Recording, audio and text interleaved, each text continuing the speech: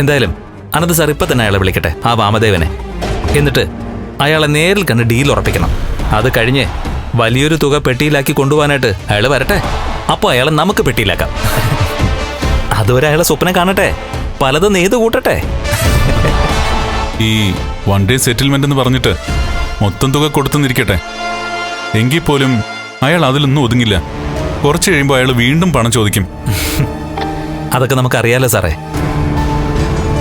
നമ്മൾ എന്തായാലും പണം കൊടുക്കാൻ പോകുന്നില്ല.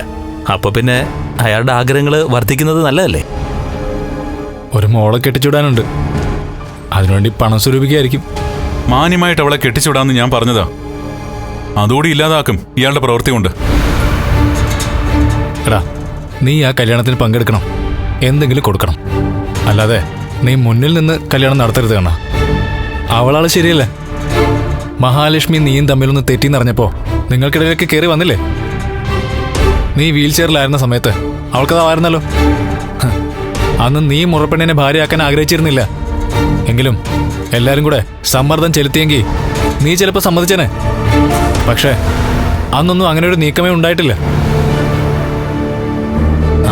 ഇപ്പൊ നല്ലൊരു പെൺകുട്ടി നിന്റെ ഭാര്യയായപ്പോ സ്വത്തും പണവും തട്ടാൻ അവളെത്തി.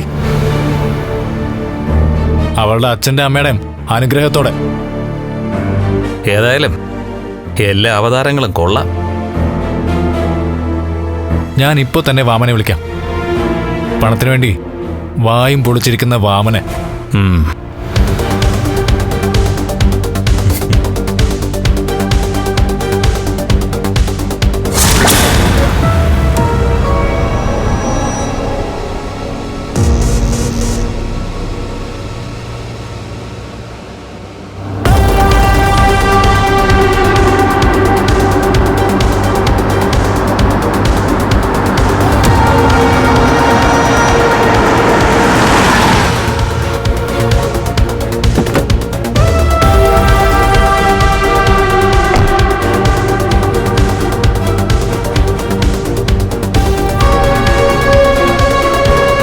നമ്മളൊരു ഡേറ്റ് പറഞ്ഞതാണല്ലോ, എന്നിട്ട് പിന്നെ അതിനു മുമ്പ് കാണണമെന്ന് പറഞ്ഞ എന്തിനാ?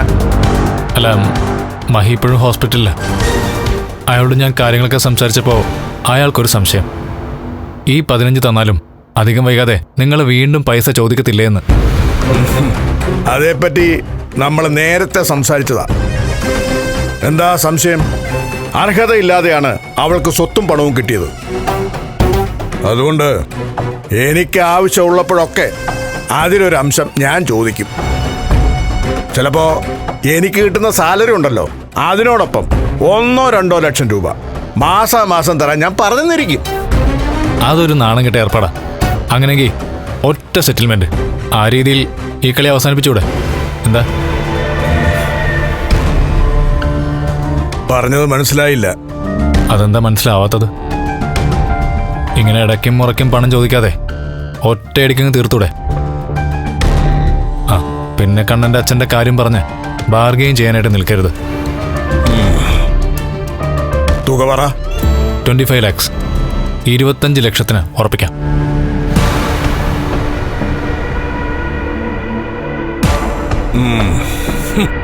ഈ 15-25 തമ്മിൽ എന്താ വ്യത്യാസം?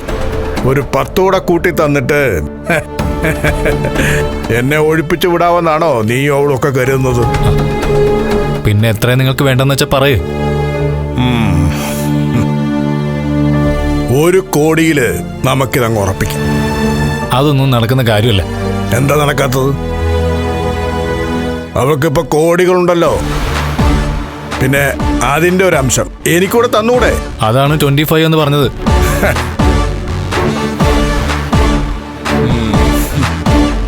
ഒരു കോടിയിൽ കുറഞ്ഞ ഒരു കളിക്കും ഞാനില്ല. അത്രയൊന്നും എന്തായാലും മഹി തരുമെന്ന് തോന്നുന്നില്ല.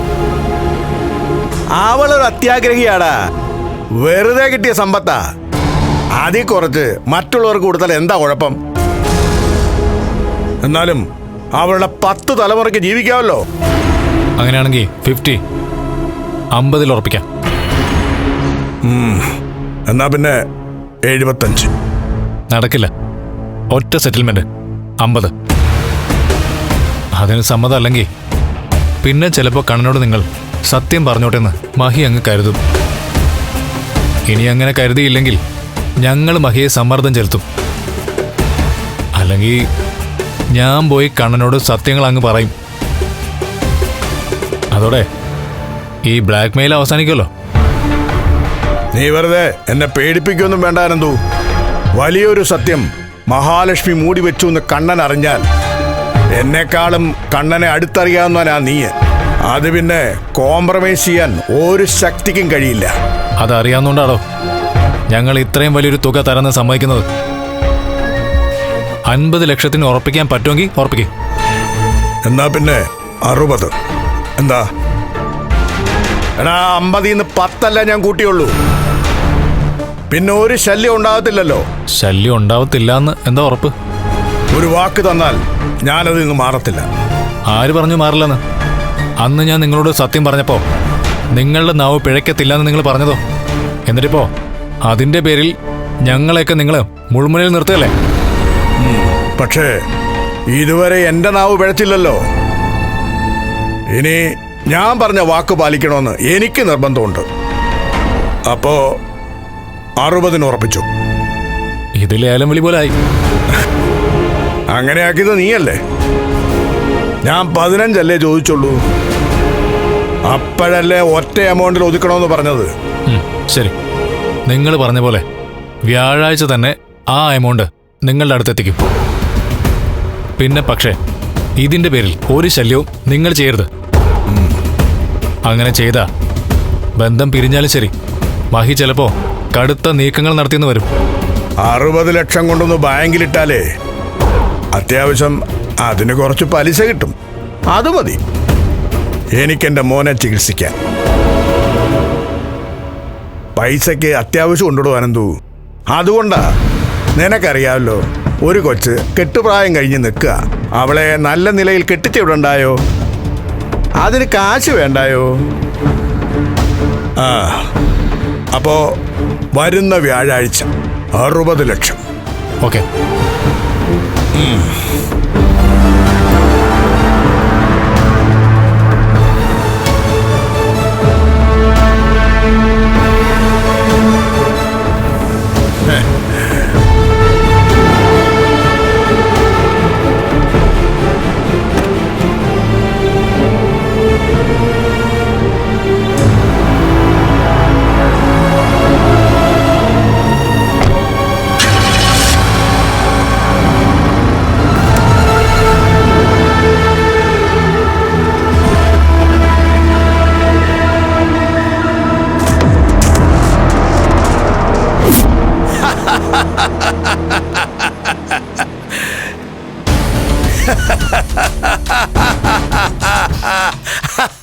ഒന്ന് നിർത്ത് മനുഷ്യ. നിങ്ങൾക്കും ആ പ്രതാപനെ പോലെ വട്ടായോ? എടി സീമന്തിനി, എനിക്ക് വട്ടായതേ സന്തോഷം കൊണ്ടാ. 60 ലക്ഷം ഒറ്റ സെറ്റിൽമെന്റ്. മനസ്സിലായില്ല. എടി മണ്ടരി ബാധിച്ച തലയുള്ളോളെ, എന്നെ അനന്ത് പിടിപ്പിച്ചതേ വെറുതെ അല്ല. ഇടയ്ക്കും മുറക്കും മഹാലക്ഷ്മിക്ക് 10ഉം 15 തരാനേ ബുദ്ധിമുട്ടുണ്ടെന്ന്. അതുകൊണ്ട് ഒറ്റയടിക്ക് ഈ ഏർപ്പാടങ്ങ് തീർക്കണമെന്ന്. അതാണ് അവളുടെ ആവശ്യം. എന്റെ ഭാര്യയെ അങ്ങനെ ഒറ്റയടിക്ക് തീർക്കുകയാണെങ്കിലേ 1 കോടി വേണമെന്ന് ഞാൻ പറഞ്ഞു. അവസാനം അനന്തു 50 ലക്ഷം, ഞാൻ 60-ൽ ഉറപ്പിച്ചു. അയ്യോ, 60 ലക്ഷം രൂപയോ? അതേന്നേ, അത് ഉടനെ തരാമെന്ന് പറഞ്ഞിട്ടുണ്ട്. പിന്നെ ഒരു കാര്യം, ഈ കേട്ടത് അതേപടി ആ വേതാളത്തെ അറിയിക്കരുത്. കരുണേ, അവൾ അറിഞ്ഞാലേ പകുതി ചോദിക്കും. പിന്നെ 30 ലക്ഷം അവക്ക് കൊടുക്കേണ്ടി വരും. ഇപ്പൊ 5 കൊടുത്താ മതിയല്ലോ. ബാക്കി 55 നമ്മുടെ അക്കൗണ്ടിൽ കിടക്കും. എനിക്ക് നല്ലൊരു മാലയും വളയൊക്കെ വാങ്ങണം. ഞാൻ എന്തെങ്കിലും പറഞ്ഞ കൂടി പോകും കേട്ടോ. സ്വർണത്തിന്റെ വില എങ്ങോട്ടാ പോകുന്നത് സ്വർണത്തിന് പോലും അറിയത്തില്ല. ആ സമയത്ത് അവിടെ മാലയും മലയും. നീ കൊച്ചിനെന്തെങ്കിലും വാങ്ങിച്ചു ലോക്കറി വെക്കാൻ നോക്കടി. അതൊക്കെ അവിടെ കല്യാണത്തിന് ഉപകരിക്കും. ഈ 60 കൊണ്ട് നിങ്ങൾ അടങ്ങി ഒതുങ്ങി നിൽക്കൂ. അവിടെ കുറച്ചു കാലം നല്ല അടക്കവും ഒതുക്കമുള്ള 50-കാരനായിട്ട് ഞാൻ നടക്കും. അത് കഴിഞ്ഞാൽ പിന്നെ എന്റെ തനിക്കൊണ ഞാൻ പുറത്തെടുക്കും. പിന്നെ വീണ്ടും 5, 10 എന്നും പറഞ്ഞ് ഞാനങ്ങ് തുടങ്ങത്തില്ലയോ? ദേ നിങ്ങളെ അവരെ അലോസരപ്പെടുത്തരുത് കേട്ടോ. ആദ്യം ഈ 60 ഒന്ന് വാങ്ങിച്ചെടുക്കട്ടെടി. അത് കഴിഞ്ഞാ പിന്നെ ബാക്കിയൊക്കെ പിന്നാലെ പോന്നോടും. എന്നാലും വലിയൊരു തെറ്റ് ചെയ്തിട്ട് വലിയ വലിയ തുകയാണല്ലോ നിങ്ങൾ വാങ്ങിച്ചെടുക്കുന്നത്. ഒരു സമയത്ത് എന്റെ കാലുവാരാൻ നോക്കിയ വിശ്വനാഥനെ ഞാൻ തല്ലി ഒതുക്കുകയല്ല ചെയ്തത്, കൊന്നു തള്ളുകയായിരുന്നു. അതാണ് എന്റെ ബുദ്ധി. ജീവിക്കാൻ വേണ്ടിയിട്ട് ഇതുപോലുള്ള ചില കൺകെട്ടുകളൊക്കെ നടത്തേണ്ടി വരും. കമലേശ്വരം തറവാട്ടില് കാലെടുത്ത് കുത്തിയ ശേഷം മഹാലക്ഷ്മി അതുവരെ അനുഭവിച്ച എല്ലാ കഷ്ടപ്പാടുകൾക്കും പരിഹാരം കാണാനാ ശ്രമിച്ചത്. കണ്ണനെ കൈവെള്ളയിലിട്ട് കറക്കിയിട്ട് അവള് നമ്മളെയെല്ലാം ഒരു ഭാഗത്തിരുത്തുകയായിരുന്നു. അതിനുള്ള തിരിച്ചടിയാ ഇപ്പോഴവക്ക് കിട്ടിക്കൊണ്ടിരിക്കുന്നത്. നീ കുറച്ച് വെള്ളം ചൂടാക്ക്, ഞാൻ വിശദമായിട്ടൊന്ന് കുളിക്കട്ടെ. മനസ്സ് തണുക്കുമ്പോ ദേഹം ചൂടാവുന്നത് നല്ലതാ.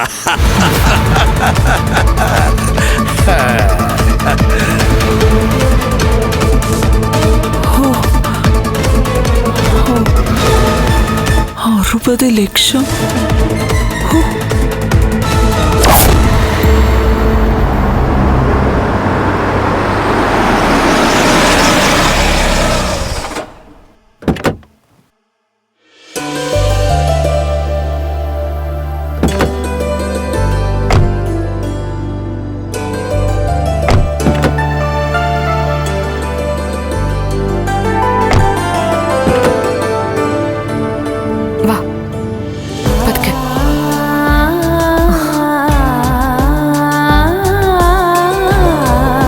പിടിക്കൊന്നും വേണ്ട, എനിക്കിപ്പോ കുഴപ്പമൊന്നുമില്ല.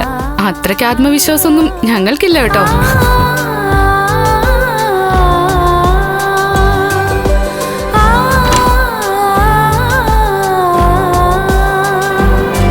എടാ, അമ്മാവന് പൈസ കൊടുക്കണ്ടേ? പിന്നെ കൊടുക്കണം. 15 ലക്ഷത്തിന് പകരം 60 ലക്ഷത്തിനല്ലേ സെറ്റിൽ ചെയ്യാൻ പോകുന്നേ. വരുമ്പോ 75 തന്നെ കൊടുത്തേക്കാം. ആ മഹി, ചെന്ന് കിടക്കാൻ നോക്ക്. എടാ, എനിക്ക് ഇയാളുടെ അമ്മയൊന്ന് കാണണം. പിന്നെ ആ പ്രതാപൻ വന്നിട്ടുണ്ടെങ്കിൽ അയാളെ അങ്ങേരെ എന്തെങ്കിലും ചെയ്യാൻ പോവാണോ? കൊല്ലണമെന്നുണ്ട്. പിന്നെ കൊന്നുകഴിഞ്ഞാല് കുഞ്ഞ് ജനിക്കുമ്പോ ഞാൻ ജയിലിലായി പോവും. ഒരു കൊടും കുറ്റവാളിയെ കൊന്നതിന്. അതിനേക്കാളും എനിക്ക് ആഗ്രഹം അവനെ ജയിലിൽ കിടത്താനാ. എന്റെ അച്ഛനെ കൊന്നത് അവനാണെന്ന് സ്വന്തം നാവുകൊണ്ട് പറഞ്ഞവനെ. ഇടിപിടിയൊന്നും ചെയ്യില്ല. എല്ലാത്തിനും സമയവും കാലവും നിശ്ചയിച്ച് തന്നെയാ മുന്നോട്ട് പോകാൻ പോകുന്നേ. ആ ലേഖേ, ഇയാളെ കൊണ്ടുപോയി കിടത്ത്. വാ മഹി, വാ.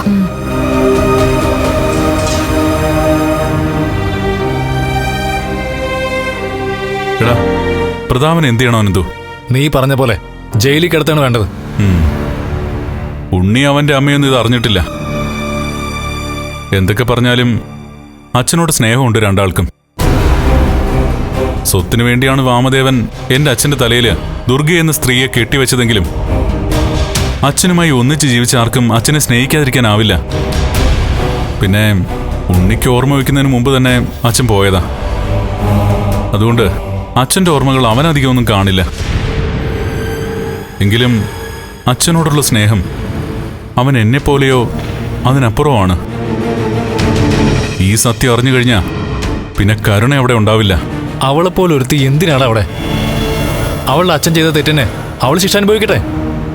അല്ലെങ്കിൽ തന്നെ ഉണ്ണിയും കരുണയും തമ്മിൽ ഒന്നിച്ച് ജീവിക്കണമെന്ന് നിനക്ക് നിർബന്ധമുണ്ടോ? ഉണ്ണിക്ക് പോലും അങ്ങനെ ഒരു ആഗ്രഹം കാണില്ല. അവന്റെ ഭാര്യ അവനെ വിട്ടു പോയാ അത്രയും ചെലവ് കുറഞ്ഞെന്നേ അവൻ ചിന്തിക്കൂ. ഇപ്പോഴവന്റെ ഭാര്യ അവിടെ ഉണ്ടെന്ന് കരുതി അവനാണോ അവൾക്ക് ചെലവിന് കൊടുക്കുന്നത്? എങ്കിലും നാളെ ചിലപ്പോൾ ചെലവിന് കൊടുക്കേണ്ടി വന്നാലോ? സ്വന്തം കുഞ്ഞ് പോയതുപോലും ഭാഗ്യമാണെന്ന് കരുതുന്ന ഒരുത്തനാ അവൻ. ആ എന്തായാലും കേസ് കൊടുക്കണോ വേണ്ടയോ എന്നൊക്കെ നമുക്ക് ആലോചിച്ചിട്ട് ചെയ്യാം. ഇത് നമ്മളെ സംബന്ധിച്ചിടത്തോളം ഒരു തുറുപ്പ് ചീട്ടാ. ഇങ്ങനെയൊരു സത്യം അറിഞ്ഞു കഴിഞ്ഞപ്പോ വാമദേവൻ മഹിയെ ബ്ലാക്ക്മെയിൽ ചെയ്തില്ലേ? ലക്ഷങ്ങൾ അയാൾ മഹിയോട് നിന്നോടും ചോദിച്ചില്ലേ? അതുപോലെ തന്നെ നമുക്ക് തിരിച്ചും ചിലതൊക്കെ ചെയ്യാൻ പറ്റും. പണം വാങ്ങിച്ചെടുക്കാനാണോ? അവന്റെയൊക്കെ നക്കപ്പിച്ച ആർക്ക് വേണം? അല്ലാതെ തന്നെ ചില കളികൾ കളിക്കാൻ പറ്റുമെന്നാ ഞാൻ ആലോചിക്കുന്നേ. എടാ, പ്രതാപൻ നോർമലായി കഴിഞ്ഞാൽ നടന്ന കാര്യങ്ങളൊന്നും ആരോടും പറയാൻ പോകുന്നില്ല. അതുകൊണ്ടാണല്ലോ അയാൾക്ക് സമനില തെറ്റിയ സമയത്ത് തന്നെ അയാൾക്ക് മുന്നിൽ എന്നെ എത്തിച്ചത്. അന്ന് അയാൾ സത്യം പറഞ്ഞില്ലായിരുന്നെങ്കിൽ ഇപ്പോഴും ആ സംഭവം നിങ്ങളെല്ലാവരും ഉള്ളിൽ വെച്ചേനെ. അതെന്നോട് പറഞ്ഞില്ലല്ലോ എന്ന കുറ്റബോധത്താൽ നീറിക്കഴിഞ്ഞാനെ. അത് ശരിയാ. ഞങ്ങളോട് പോലും ഈ അടുത്ത സമയത്തല്ലേ മഹി എല്ലാം പറഞ്ഞത്. അതും പ്രതാപൻ എല്ലാവരോടും സത്യങ്ങൾ വിളിച്ചു പോകാൻ തുടങ്ങിയ പിന്നെ. എല്ലാവരുടെ ഭാഗത്തും വീഴ്ച പറ്റി. എടാ, സ്നേഹിക്കുന്നവർക്കിടയിൽ രഹസ്യങ്ങൾ പാടില്ല, പ്രത്യേകിച്ച് ഭാര്യയ്ക്കും ഭർത്താവിനും ഇടയിൽ. ഞാനേതായാലും അയാളുടെ വീട് വരെ ഒന്ന് പോയിട്ട് വരാം. ആ, നീ അമ്മാവനെ വിളിച്ചിട്ട് പൈസ ശരിയായെന്ന് പറഞ്ഞേക്ക്.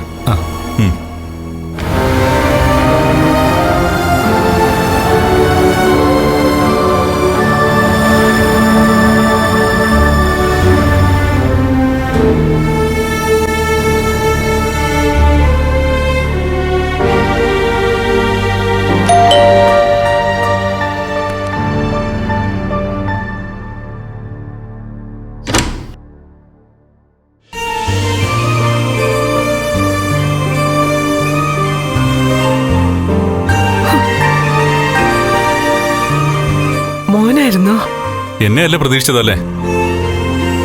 അയാളെ കൊണ്ടുവന്നോ പ്രതാപനെ? ഇല്ല മോനെ.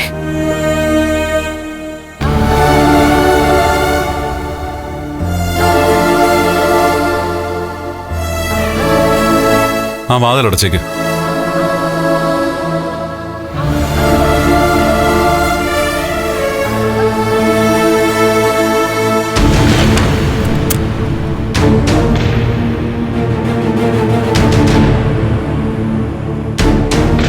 മഹി ഹോസ്പിറ്റലായിരുന്നു.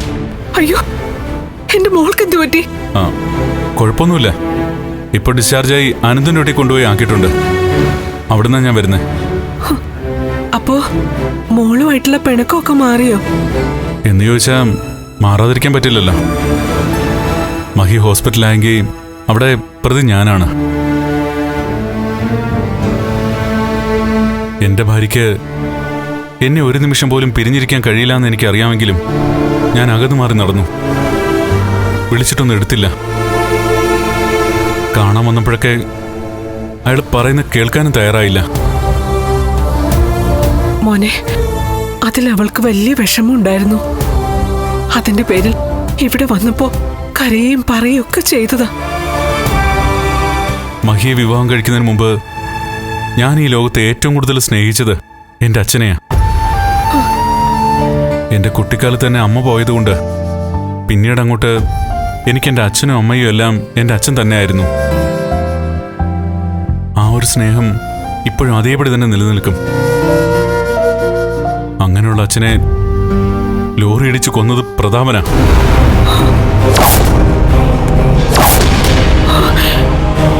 അന്ന് ആ ലോറിയിൽ പ്രതാപനെ കൂടാതെ ഒരാൾ കൂടി ഉണ്ടായിരുന്നു. കുഞ്ഞു മഹി, 5 വയസ്സുള്ള പെൺകുട്ടി.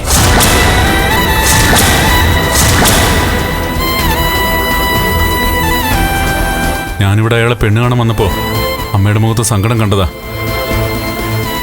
മഹിയെപ്പോലെ സുന്ദരിയായൊരു പെൺകുട്ടി വീൽ ചെയറിയിരിക്കുന്ന എന്നെ വേണ്ടാന്ന് പറയുമെന്നാ കരുതിയത്. പക്ഷേ എന്റെ കണക്കൂട്ടലുകൾ തെറ്റിച്ചിട്ടാ അയാൾ എന്നെ ഇഷ്ടമാണെന്ന് പറഞ്ഞത്. എന്നാ ആ ഇഷ്ടത്തിന് പിന്നിൽ ഒരു അപകടത്തിന്റെ കഥയുണ്ടെന്ന് എനിക്കറിയില്ലായിരുന്നു. രണ്ടാനച്ഛൻ ഇടിച്ചു തെറിപ്പിച്ചത് എന്റെ അച്ഛനെ എന്നെയാണെന്ന് മനസ്സിലാക്കിയിട്ട് തന്നെയാണ് എന്റെ കൈപിടിക്കാൻ മഹി തയ്യാറായത്.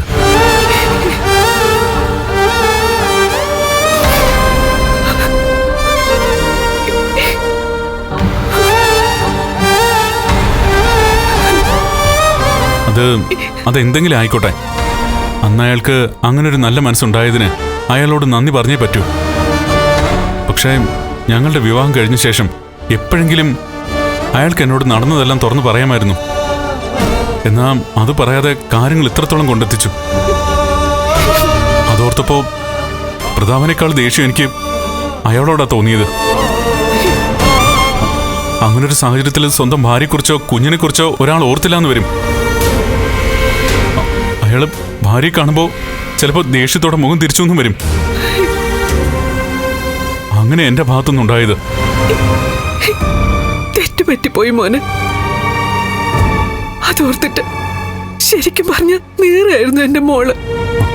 ആ നീറ്റിൽ തന്നെയാ അയാളെ ഹോസ്പിറ്റലാക്കിയത്. മോനെ, നിങ്ങളുടെ കല്യാണം കഴിഞ്ഞപ്പോഴൊക്കെ എനിക്ക് സങ്കടം തന്നെയായിരുന്നു. എന്റെ മോൾ ആ സമയത്ത് എന്നോട് പോലും നടന്നതൊന്നും പറഞ്ഞിരുന്നില്ല.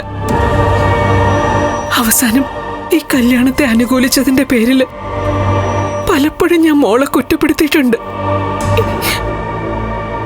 ആ സമയത്ത് നടന്ന കഥയൊക്കെ മോൾ എന്നോട് പറയുന്നത്.